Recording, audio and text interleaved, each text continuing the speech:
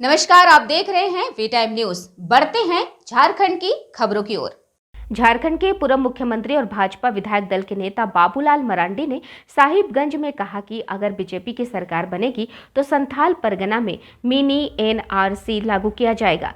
बाबूलाल मरांडी ने यह बातें संथाल परगना के बांग्लादेशी नागरिकों के घुसपैठ के मुद्दे पर कही। अब इसे लेकर चरम पर बयानबाजी शुरू हो चुकी है।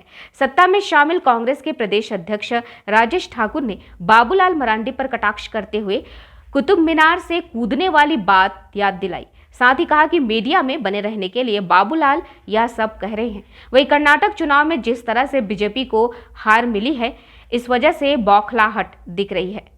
वहीं इस मुद्दे को लेकर कांग्रेस के वरिष्ठ प्रवक्ता राजीव रंजन प्रसाद ने बाबूलाल के मानसिक संतुलन पर सवाल खड़े किए, साथ ही कुतुब मीनार से कूदने की सलाह दी।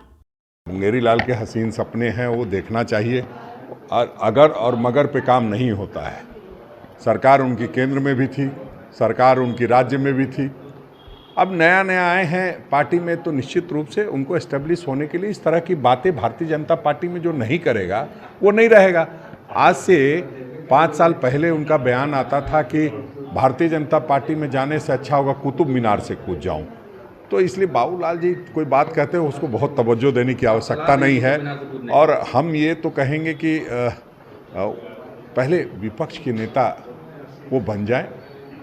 भारतीय जनता पार्टी के पास 25 लोग रहते हो, विपक्ष का नेता बनने। नहीं, हम लोगों ने कभी नहीं रोका। ये जो स्पीकर महोदय की अदालत होती है उसमें ये तय होता है। और अगर हिंदुस्तान में कोई कानून जानता है, कोई समझता है, तो ये सबको पता है कि 2/3 लोग जिधर जाते हैं वही वैध होता है, बाकी अवैध होते हैं। तो प्रदीप यादव जी, बंधु तिर्की जी इधर आ गए, वो अकेले रह गए। तो अब वो समझ की बात है। अब ज़बरदस्ती कोई चीज़ नहीं की जाती है और जो कानून से काम होता है उसमें वक्त ज़रूर लगता है। निश्चित रूप से आने वाला समय में जो न्याय होगा तो निश्चित रूप से उनको न्याय मिलेगा। मुझे लगता है कि यह व्यक्ति जब ऊंचाई से कूदता है तो मानसिक रूप से दिवालिया हो जाता है। और अपने इर्द गिर्द जो भाई उनका बयान था कि मैं कुतुब मीनार से कूद जाऊंगा लेकिन भाजपा में नहीं जाऊंगा, तो शायद वो भाजपा में चले गए हैं तो कुतुब मीनार से कूदे होंगे, इसलिए वो उनको बताना पड़ रहा है। और व्यक्ति की समझदारी बिल्कुल ठीक कहा हमारे अध्यक्ष ने कि केंद्रीय मंत्री रहे, राज्य के मुख्यमंत्री रहे, कम से कम झारखंड के लोगों को शर्मसार होने का अवसर नहीं देना चाहिए उनको। जो सब्जेक्ट केंद्र सरकार का होता है, माननीय उच्च न्यायालय ने भी केंद्र सरकार से जवाब मांगा है, तो फिर इस प्रकार की बातें करना ये कर्नाटक के चुनाव का साइड इफेक्ट है।